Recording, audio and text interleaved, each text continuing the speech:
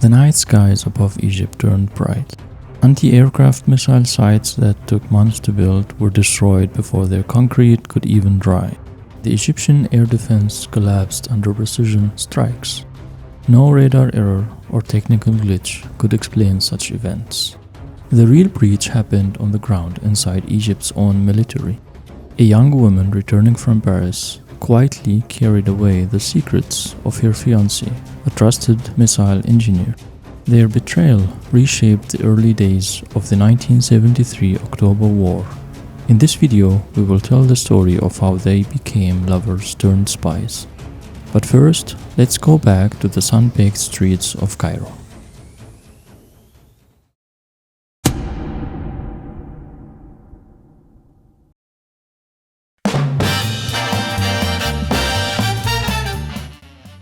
Heba Selim was born in 1947 in Asyut, a city on the Nile's west bank, graced by its gentle flow.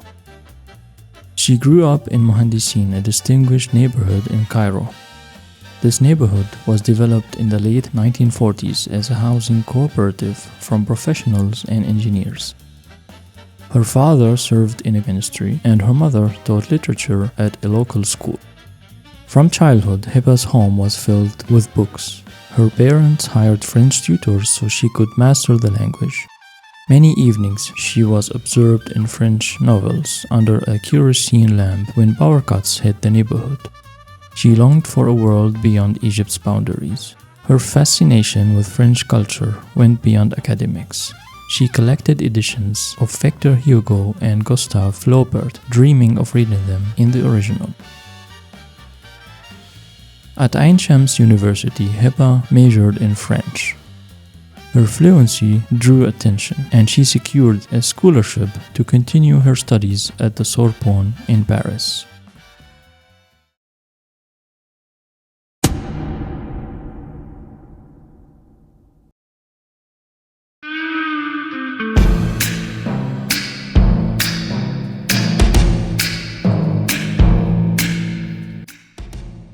In 1972, she arrived in the French capital, joining a program that brought promising Egyptian students into Europe's academic circles.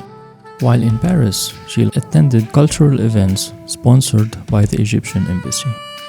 It was during this period, through acquaintances in Paris, that Mossad operatives identified her as a potential asset. She was educated, discreet, and with direct ties to Egypt's military elite. Mossad's recruitment approach in Paris focused on Heba's access to France's diplomatic and student networks. They needed someone close to Egypt's new Soviet-supplied SAM-6 missile sites. Major Farouk Al Fikki was the ideal candidate.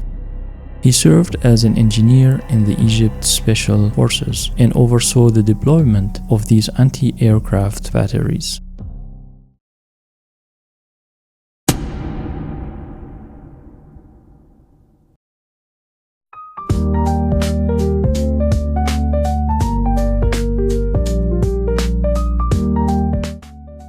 Heba and Farouk met at the Jazeera Sporting Club, and their chance conversations turned into weekly strolls along the Nile's grassy embankments. They got engaged in mid-1973, and that gave her legitimate access to his personal correspondence and technical briefings. He often described the new missile batteries with pride, details Heba copied into coded messages back to her Mossad handlers in Paris. This engagement, formally registered with both families, allowed her to request and receive technical manuals under the guise of personal interest.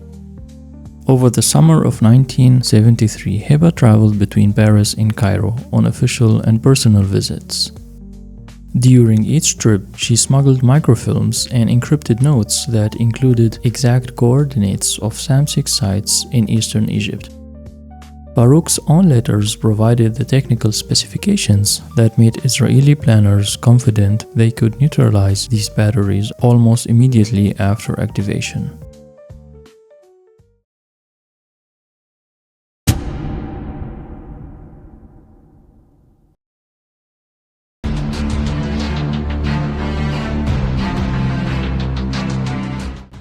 On October the 6th, 1973, the war began. Israeli jets struck Egypt's newly installed SAM-6 sites with deadly precision. Within hours, the new Egyptian defenses were silenced. Egyptian military intelligence intercepted a letter containing the phrase "new aerial installed," which they understood referring to a radio transmitter used for secretive communications.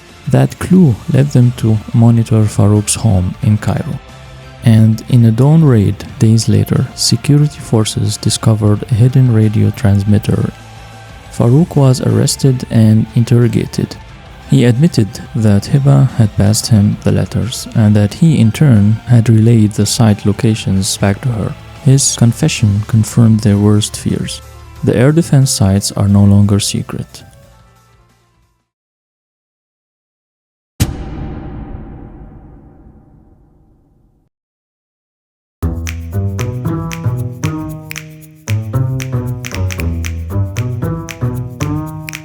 Meanwhile, Egyptian intelligence prepared to capture Heba. Together with the Libyan secret police, they convinced her father to send a letter saying he was gravely ill and lies in a local hospital. Believing the message, Heba flew from Paris to Tripoli. Directly at the airport, Egyptian security agents detained her and placed her on a flight back home. The operation was coordinated through diplomatic pouches, allowing Heba's transfer under diplomatic immunity protocols. Upon landing in Cairo in August 1974, Heba was immediately taken into custody. She and Farouk faced separate trials, she in civilian court for high treason, he in a military tribunal. Foreign envoys, including the US Secretary of State Henry Kissinger, petitioned for clemency on Heba's behalf. President Anwar el-Sadat refused and told him that her death sentence was carried out on the same day. Heba was executed by hanging and Farouk by firing squad, ending an affair that caused so many deaths and almost broke a country.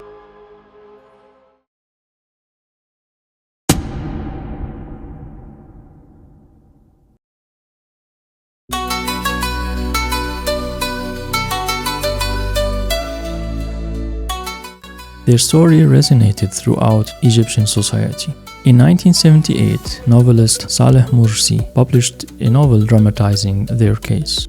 A year later, it was adapted into the film Climbing to the Abyss. The film's final scene, showing the pyramids and the Nile as a reminder of national loyalty, became iconic.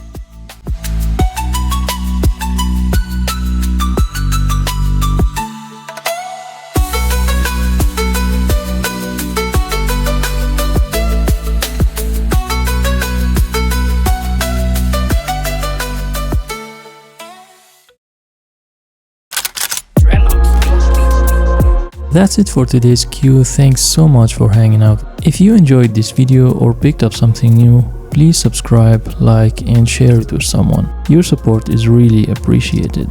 See you next time.